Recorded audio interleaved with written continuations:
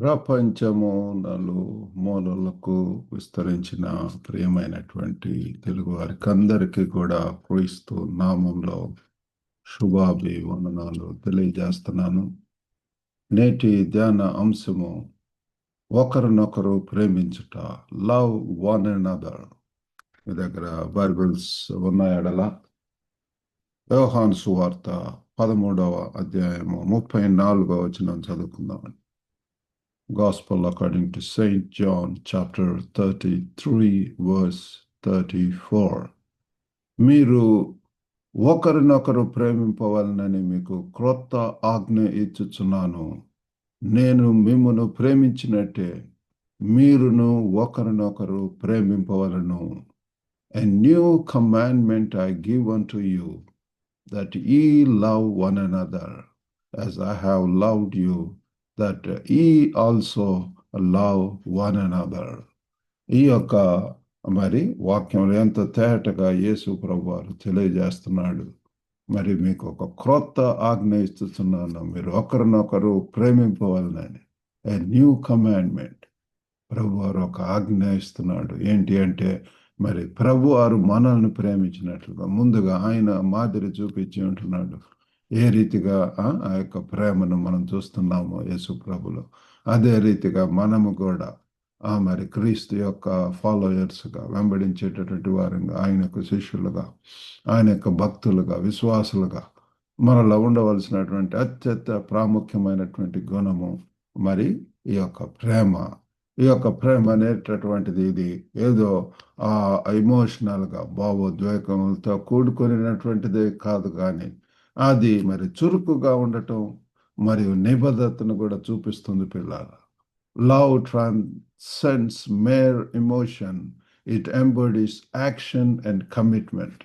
ప్రేమలో పిల్లల మరి చర్య ఉండాలి, యాక్షన్ అనేటటువంటిది, నిబద్ధత, కమిట్మెంట్ కూడా మరి అవసరం అని చెప్పి ప్రభువారు చెప్తున్నాడు. మరి యేసు ప్రభువారు ఈ యొక్క మాటలు ఎప్పుడు చెప్తున్నాడంటే ఆ యొక్క లార్డ్ సప్పర్ టైంలో, చివరి ఆ యొక్క సమయంలో, భోజన సమయంలో పిల్లలు చివరిసారిగా ఆ ప్రభువారు తన యొక్క శిష్యులతో కలిసి భోజనం చేసినటువంటి ఆ సమయంలో లార్డ్ సప్పర్ అని చెప్పి అంటాము. ఆ సమయంలో ప్రభువారిది యొక్క అత్యంత ప్రాముఖ్యమైనటువంటి త్యాగంతో కూడుకున్నటువంటి ప్రేమను గురించి చెప్పటం జరిగింది.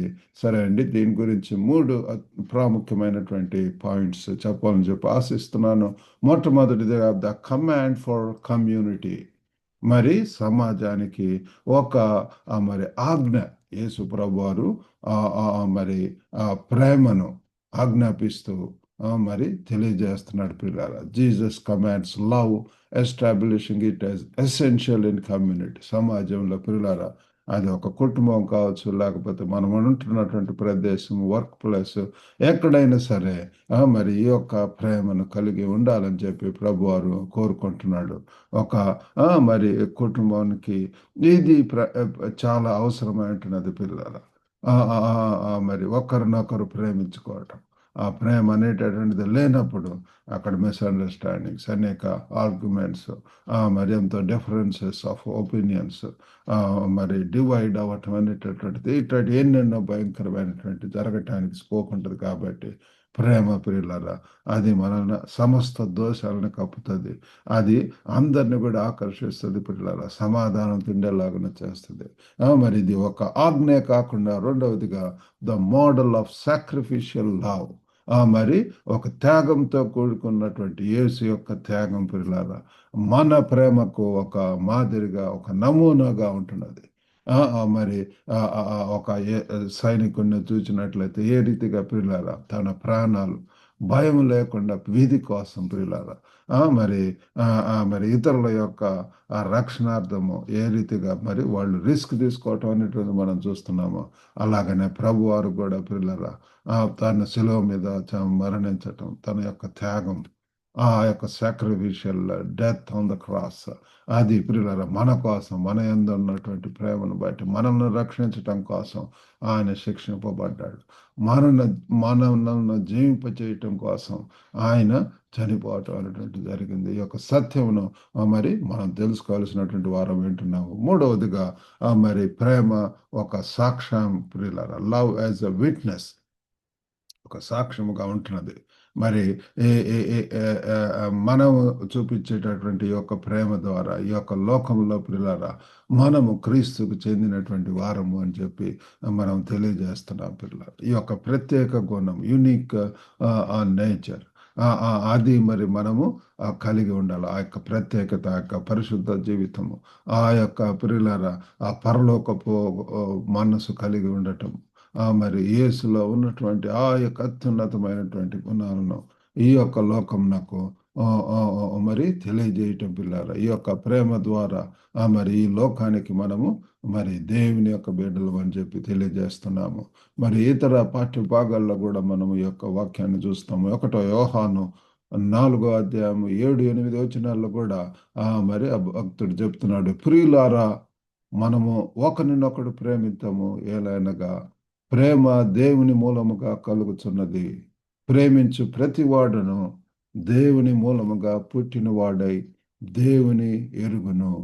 దేవుడు ప్రేమ స్వరూపి, ప్రేమ లేనివాడు దేవుని ఎరుగడు. కాబట్టి పిల్లలు ఈ యొక్క వాక్యంలో కూడా 1 యోహానులో రాసినటువంటి చదువుకున్నటువంటి రీతిగా మనము ఒకరినొకడు ప్రేమింతము. ఎందుకంటే ఇది దేవుని యొక్క మూలంగా పుట్టి ఉంటున్నది. ప్రేమించు ప్రతివాడును దేవుని మూలముగా పుట్టినవాడై దేవుని ఎరుగును. ప్రభుని తెలుసుకున్నటువంటి మారు మనసు అనుభవం పొందినటువంటి పరిశుద్ధాత్మ చేత నడిపింపబడేటటువంటి వారందరూ కూడా ఆ ఆ మరి వారు లో ఉండేటటువంటి అత్యంత ప్రాముఖ్యమైనటువంటి గుణము ప్రేమ పిల్లారా. మనకు దేవుడి ప్రేమ for God so love the world అని చెప్పి మనము చదువు. దేవుడు లోకమును ఎంతో ప్రేమించను. ఆయనలో ఉన్నటువంటి ప్రాముఖ్యమైనటువంటి గుణం ఏంటంటే ప్రేమ. అగాపే ప్రేమ ప్రియులార, స్వార్థం లేనటువంటిది, షరతులు లేనటువంటి నిస్వార్థమైనటువంటి అటువంటి ప్రేమను ప్రభు వారు కలిగి ఉంటున్నాడు. మనం కూడా అటువంటి ప్రేమతోటే ఇతరులను పిల్లారా ఆ యొక్క మరి ఇంకా ఎటువంటి పిల్లారా డిఫరెన్సెస్ అవి లేకుండా ప్రేమించమని చెప్పి, శత్రువులను కూడా ప్రేమించమని చెప్పి ప్రభు వారు చెప్తున్నాడు. రోమీలకు రాసినటువంటి పత్రిక 13:10లో కూడా మరి ప్రేమ పొరుగు వానికి కీడు చేయదు గనుక ప్రేమ కలిగి ఉండుట ధర్మశాస్త్రమును నెరవేర్చుటయే. Love worketh no ill to his neighbour. మరి ప్రేమ పొరుగు వానికి కీడు చేయదంట పిల్లలు. మరి ఇతరులకు నింద మోపదు. మరి ఆ ప్రేమ పిల్లల కలిగి ఉండటం అనేటటువంటిది మరి ఒక రకంగా ధర్మశాస్త్రాలు కూడా నెరవేర్చుట అని చెప్పి మరి మరి ఈ యొక్క రోమీలకు రాసినటువంటి పత్రికలో మనం చదువుతున్నాము. కాబట్టి మనం ఎంతైనా సరే పరీక్షించుకుందాం, ఏ రీతిగా ఉంటున్నాము. ఇతరుల ఏడల పిల్లలు ఒకరినొకరు ప్రేమించండి అని చెప్పి వాక్యం చెప్పుచున్నది. కాబట్టి మనము we need to engage actively. మరి ప్రేమ చూపించట్ల ప్రేమ కలాపాలు, పిల్లారా ఆ ప్రేమతో కూడినటువంటి సర్వీసెస్ పిల్లారా, రీచింగ్ ది అన్రీచ్డ్.